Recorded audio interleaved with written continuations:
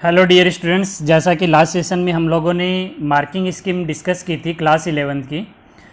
आज हम लोग स्टार्ट करने वाले हैं सिलेबस आपका जो 11th क्लास में आप सभी पढ़ेंगे। और सबसे पहले यूनिट 1 से स्टार्ट करेंगे। और जो ये आपकी सब्जेक्टिव स्किल है ये आपका एग्ज़ाम में 50 मार्क्स का वेटेज रखती है, तो इम्पोर्टेंट वन भी है। इसलिए आपको बड़े ही अच्छे से जो वीडियोज़ मैं आप लोगों के साथ शेयर कर रहा हूँ इनको अच्छे से समझना है। और समझने के बाद आप इस पीडीएफ को रीड करेंगे तो आपको डेफिनेटली चीज़ें समझ आने लगेंगी। सबसे पहली बात तो जो मैं ये पीडीएफ आप लोगों के साथ शेयर कर रहा हूँ ऑलरेडी मैं आप लोगों के साथ व्हाट्सएप पे भी शेयर कर चुका हूँ। एंड अगर कोई भी स्टूडेंट ये पीडीएफ डाउनलोड करना चाहता है तो सीबीएसई की वेबसाइट पे जाके वहाँ से ये डाउनलोड कर सकता है। और डाउनलोड करने के लिए जो आपको लिंक है सीबीएसई का, वो ऑलरेडी आप प्लेलिस्ट किसी भी प्लेलिस्ट में जाके देखेंगे। How to download vocational book करके मैंने एक वीडियो बनाया हुआ है, तो उस पे जाके आप देख सकते हो कैसे इस पीडीएफ को आपको डाउनलोड करना है। बात करते हैं जो बच्चे एज एन आईटी सब्जेक्ट पढ़ रहे थे 8th क्लास में और अब 11th क्लास में आ गए हैं, तो उनका जो सब्जेक्ट है that is web application. And CBSE जो सब्जेक्ट का कोड है वो 803 है 803। एंड जो आपका यूनिट 1 है जो आज हम लोग शुरू कर रहे हैं that is basic of networking and web architecture. तो सबसे पहली चीज़ हम लोग नेटवर्किंग पढ़ेंगे और बेसिक से स्टार्ट करेंगे। और आज के इस वीडियो में सिर्फ हम लोग इंटरनेट के बारे में डिस्कस करेंगे कि इंटरनेट का इवैल्यूएशन कैसे हुआ, कैसे आप जो इंटरनेट यूज कर रहे हो जिसकी हेल्प से जो कोरोना जैसी सिचुएशन में आप देख रहे हो कि किस तरीके से आपको घर पे रह के स्टडी करनी पड़ रही है, तो बहुत ज़्यादा जो सबसे ज़्यादा बड़ा रोल जो प्ले कर रहा है that is your internet. Okay, and internet की हेल्प से पॉसिबल हो पा रहा है कि हम लोग स्टडीज़ कंटिन्यू कर रहे हैं। नाउ जो आपका यूनिट 1 है उसमें हम लोग पढ़ने वाले हैं, एक तो बेसिक नेटवर्किंग कॉन्सेप्ट पढ़ेंगे एंड उसी का थोड़ा सा एडवांस वर्जन पढ़ेंगे। देन प्रोटोकॉल्स के बारे में बात करेंगे। देन हम लोग वेब आर्किटेक्चर पढ़ेंगे and finally network threats and security measures. तो समवोट जो कॉन्सेप्ट्स हैं वो आपके 10th क्लास से भी, आपने 10th क्लास में वेब एप्लीकेशन करके जो यूनिट पढ़ा था उसमें जो एंड में हम लोगों ने नेटवर्किंग पढ़ा था, उससे हम लोग रिलेट करेंगे। लेकिन ये वो आपका सिर्फ बेसिक था एंड ये आपका जो है एडवांस है, इसका मतलब उसी कॉन्सेप्ट को हम आगे अच्छे से एक्सप्लेन करके समझेंगे। बात करते हैं सबसे पहले जो यूनिट 1 है basic of networking and web architecture. सिर्फ आज हम लोग इस वीडियो में देखने वाले हैं इंटरनेट का जो आविष्कार है वो किस तरीके से हुआ, किस तरीके से आप जो यूज करते हैं इंटरनेट वो जो है एग्जिस्टेंस में आया। इन 1876 बेल जो है लैब थी, laboratory came forward with the concept of communication through the telephone lines. तो सबसे पहला जो कॉन्सेप्ट था कम्युनिकेशन करने का वो टेलीफोन के ज़रिए हुआ। जो आप लैंडलाइन फ़ोन यूज़ करते थे पहले, तो उसके लिए हम लोग केबल्स बिछाते थे और डेवलपमेंट हुआ पीएसटीएन का, that is public switch telephone network. तो एग्ज़ाम में क्वेश्चन बन जाता है फुल फॉर्म ऑफ पीएसटीएन। 1877 में जो है मोबाइल फ़ोन्स के थ्रू कम्युनिकेशन के लिए हमारे पास एक तरीके से हम कह सकते हैं जो नेटवर्क डेवलप किया गया उसका नाम था PSTN, public switch telephone network. And ये आपका जो है several homes to connect through the telephone lines from that time communication was mainly through the telephone lines. तो जब आप 1870 के बाद की बात करते हैं तो आपका जो कम्युनिकेशन है वो आपका टेलीफोन लाइन्स के थ्रू होता था। एंड 1950 के बाद 1950 में जो है मिलिट्री कम्युनिकेशन के लिए, और मिलिट्री कम्युनिकेशन है इसका मतलब सिक्योर भी होना चाहिए। मिलिट्री कम्युनिकेशन के लिए हमने यूज किया टेलीफोन नेटवर्क को, सेटिंग अप ए डेडिकेटेड कनेक्शन बिटवीन 2 पार्टी। जो टेलीफोन नेटवर्क था उसको 2 पार्टी के बीच में डेडिकेटेड कनेक्शन से मीनिंग है कि उसको कोई दूसरा यूज ना कर सके। This dedicated connection made use of technology called circuit switching. तो अभी तक हम लोग पीएसटीएन यूज कर रहे थे। नाउ जो एक कह सकते हैं हम लोग कि सिक्योर कम्युनिकेशन के लिए हमने जो मिलिट्री कम्युनिकेशन स्टार्ट किया 1950 के अप्रोक्स, वो आपका सर्किट स्विचिंग यूज करता था। Okay, so the connection consider the several intermediate line and switching office and routes. तो जो कम्युनिकेशन के लिए यूज कर रहे थे हम लोग, सर्किट स्विचिंग यूज कर रहे थे, उसके लिए इंटरमीडिएटरी लाइन, यानी कि ऐसा नहीं है कि एक एंड से दूसरे एंड पे डायरेक्ट हम लोगों ने केबल बिछा दिया, तो बीच में उसको एम्पलीफाई और रिपीटर्स का यूज करते हुए, राउटर्स का यूज करते हुए हम लोगों ने इसको कनेक्ट किया। दो दूर एक कह सकते हो कि ज़्यादा डिस्टेंस के बीच में कम्युनिकेशन प्रोवाइड करवाने की कोशिश की। So they were vulnerable to danger of the damage to the switching office which may disrupt the entire network। तो समटाइम्स ऐसा होता है कि जब भी आप कोई नया काम शुरू करते हो तो उसमें जब आप उसको यूज करने लगते हो देन आपको फीडबैक्स मिलना स्टार्ट होते हैं। ओके, सो वहाँ पे जो आपका कम्युनिकेशन है उसमें डिसरप्ट भी हुए, यानी कि उसमें प्रॉब्लम्स भी आई। So at the peak of cold war the US department of defence, ध्यान रखना डीओडी की बात करें, department of defence US, so America का जो डिपार्टमेंट ऑफ डिफेंस था वो सिविल वार के दौरान, कोल्ड वार के दौरान realize to need establish fault tolerant network, ऐसा नेटवर्क बनाएं जिसके अंदर हमारे कोई फेलियर ना हो, कोई समस्या ना आए, that would not fail at the time of nuclear war and called survive single point failure in the network. तो सबसे पहले जो कॉन्सेप्ट था आपका, एक तरीके से कह सकते हैं इंटरनेट का, वो आपके यूएस जो मिलिट्री है, यूएस डिपार्टमेंट ऑफ डिफेंस है, उसने इसके बारे में सोचा। And Paul Baran along with the Donald Davies and Len came forward with the idea of digital packet switching in which your message to be transmitted is divided into small chunks called packets.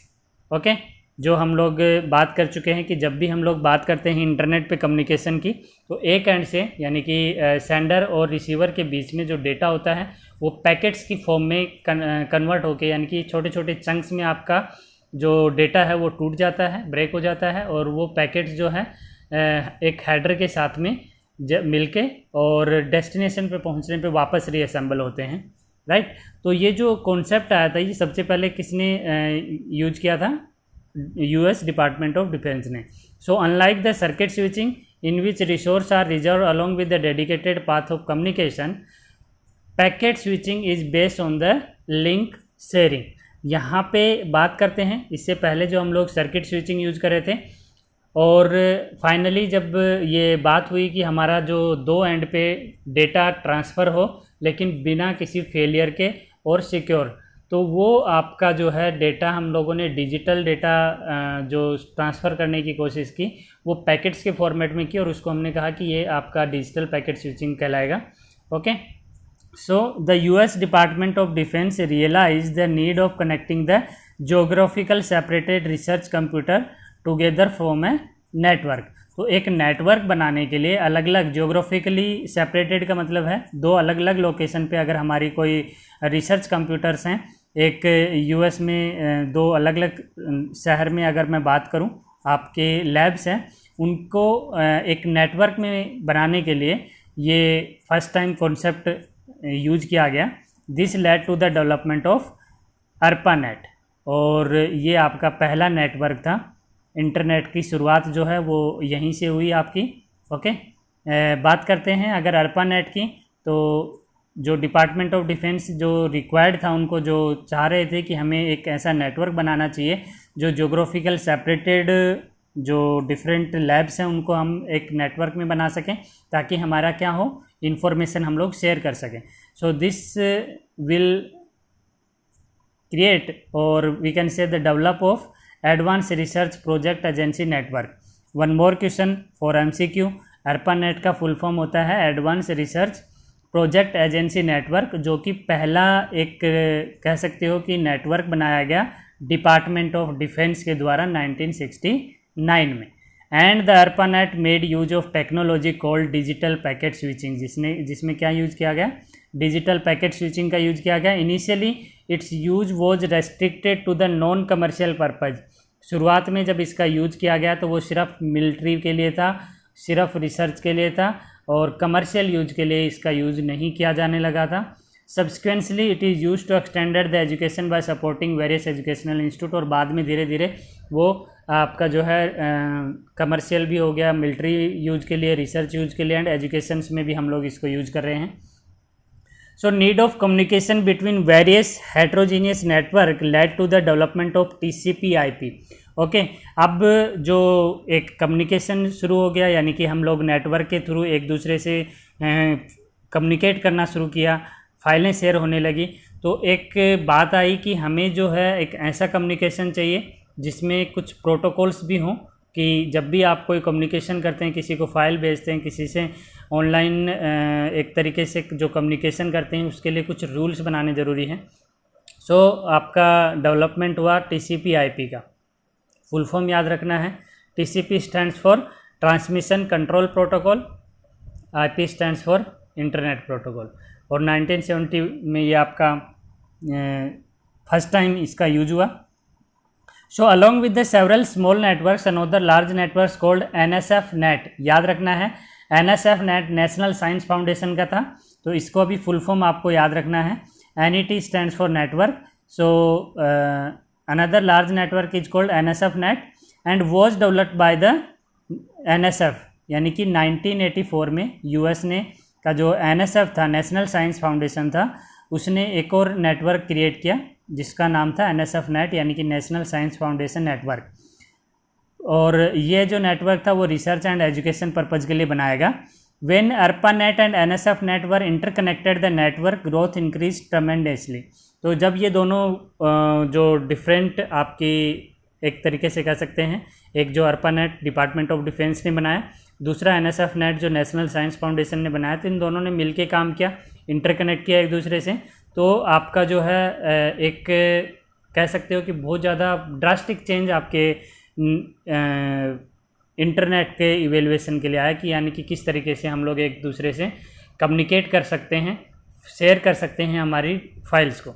So TCP/IP protocols rules of communication acted as a glue to connect various heterogeneous network together into a single network.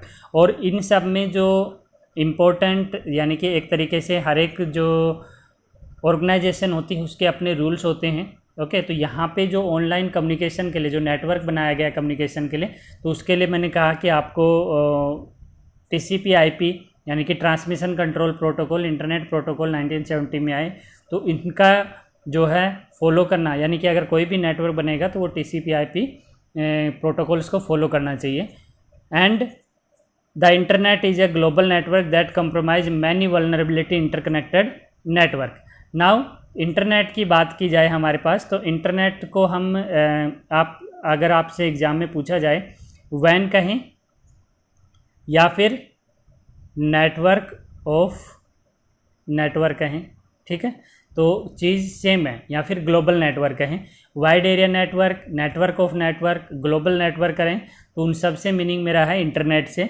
Okay so ये जो concept आया आपके पास कि कोई भी आपका जो heterogeneous networks हैं वो कनेक्ट होंगे, उन पे कम्युनिकेशन होगा, तो वो TCP/IP प्रोटोकॉल्स को फॉलो करेंगे, ये ज़रूरी है. So this wide network is an internet, जो वाइड नेटवर्क ऑफ नेटवर्क बना, वाइड एरिया नेटवर्क जो कहलाया कि एक से ज़्यादा जोग्राफिकल जो प्लेसेस हैं उनको हम लोग यूज कर रहे हैं कम्युनिकेशन के लिए. ओके डिजिटली हम एक दूसरे से कनेक्टेड हो पा रहे हैं. This is called internet. The internet is a global network that compromise many vulnerability internet connected. It operates without A central governing body. Okay इस पर कोई जो सेंट्रली इसको कोई गवर्न नहीं कर रहा है, यानी कि ये जो ऑपरेट कर रहे हैं हम लोग वो जस्ट एक तरीके से जो है अवेलेबल फैसिलिटी को यूज कर रहे हैं. This standardization of the core protocol IPv4 and IPv6. याद रखना IPv4 जो है वर्जन 4 है एंड वर्जन 6 जो है IP का, IP stands for internet protocol, right, internet protocol. So जो इंटरनेट प्रोटोकॉल है वो IPv4 जो है उसका एड्रेस साइज़ कम है, और IPv6 जो है वो आपका 128 बिट जो है सपोर्ट करता है. सो सिर्फ जो एड्रेस की लेंथ है उसका डिफरेंस है इन दोनों में. Is an active and internet engineering task force IETF. ध्यान रखना है, एग्जाम में पूछा जा सकता है. IETF का फुल फॉर्म जो होता है इंटरनेट इंजीनियरिंग टास्क फोर्स होता है. So to maintain the interoperability the principal name space of the internet are administered by the internet corporation for assigned name and numbers, याद रखना है ICANN। ये जो है एक ऐसी ऑर्गेनाइजेशन है जो आपका जितने भी कोई प्रिंसिपल नेम स्पेस है या नाम किसी को देना इंटरनेट के टर्म्स को, वो आपका ICANN देती है। और उसका फुल फॉर्म याद रखना है MCQ पर्पज से, internet corporation for assigned name and numbers. So this coordinates the assignment of unique identification for use of internet. Internet से रिलेटेड कोई भी अगर कोई नया टर्म यूज किया जाता है तो वो डिसाइड किया जाता है किसके द्वारा, ICANN के द्वारा। सो जो भी डोमेन नेम है, internet protocol address, many other parameters, several government and private organization collectively called internet service provider. और ISP जो हैं वो इंटरनेट सर्विस प्रोवाइडर्स होते हैं। जो भी आपकी ऑर्गेनाइजेशन जो आपको इंटरनेट की फैसिलिटी प्रोवाइड करवाती है वो ISP कहलाती है। वो चाहे आपकी MTNL है, एयरटेल है, BSNL है, वॉटेवर जिसकी फैसिलिटी आप ले रहे हैं ओके इंटरनेट यूज करने के लिए, वो आपके लिए ISP है, इंटरनेट सर्विस प्रोवाइडर है। So to connectivity to the internet, जिससे हम लोग इंटरनेट से कनेक्ट हो पाते हैं। The internet made it possible to exchange information and communication with remote nodes. याद रखना यहाँ पे नोड्स क्या हैं, एंड यूजर्स हैं। जो आप जैसे आप इंटरनेट का यूज़ कर रहे हो तो यू आर नोड, ओके आपका मोबाइल क्या हो गया, नोड हो गया आपके लिए। सो एक नेटवर्क के अंदर नोड्स जो हैं वो वर्क स्टेशंस होते हैं, क्लाइंट्स होते हैं, एंड यूजर्स होते हैं। और जो एंड यूजर्स हैं वो एक्सचेंज कर पाते हैं इंटरनेट के हेल्प से कोई भी इंफॉर्मेशन है उसका। So bandwidth describe the maximum data transfer rate of a network and internet connection. So कई बार आप कहते हैं कि मेरा जो इंटरनेट का स्पीड है वो 5 Mbps है, 2 Mbps है, तो this is cold bandwidth. Bandwidth होती है कि कितना डेटा आपका यूनिट टाइम में आपके पास ट्रांसफ़र कर पाते हो, आप चैनल के थ्रू सेंड या रिसीव कर पाते हो। ट्रांसफ़र रेट जो होती है वो कहलाती है बैंडविड्थ। ओके सो ये तो बात हुई कि इंटरनेट के बारे में कि किस तरीके से इंटरनेट आपका जो है कॉन्सेप्ट 1969 में ARPANET के थ्रू आया, एडवांस रिसर्च प्रोजेक्ट एजेंसी जो डिपार्टमेंट ऑफ डिफेंस की थी, राइट। सो होप कि आपको क्लियर हुआ होगा थोड़ा कि किस तरीके से इंटरनेट जो है स्टार्ट हुआ यूज होना। ओके नाउ नेक्स्ट सेशन में हम लोग बात करेंगे कुछ बेसिक नेटवर्किंग कॉन्सेप्ट के बारे में। नेटवर्क क्या होता है, नेटवर्क के जो है कब क्यों ज़रूरत पड़ी हमें और कैसे हम उसको यूटिलाइज कर सकते हैं। So till then keep watching, keep learning and अगर नए सब्सक्राइबर हैं तो आप प्लेलिस्ट ज़रूर विजिट कीजिए, वहाँ पे सारे वीडियोज़ कैटेगराइज हैं, क्लास वाइज, सेक्शन वाइज, आपको स्टडी करने में आसानी होगी। ये फर्स्ट यूनिट आपका थ्योरेटिकल है, जैसे ही फिनिश हो जाएगा हम लोग मूव करेंगे जो नेक्स्ट यूनिट के अंदर, तो हम लोग प्रैक्टिकली सेशंस भी साथ में करेंगे। So thank you.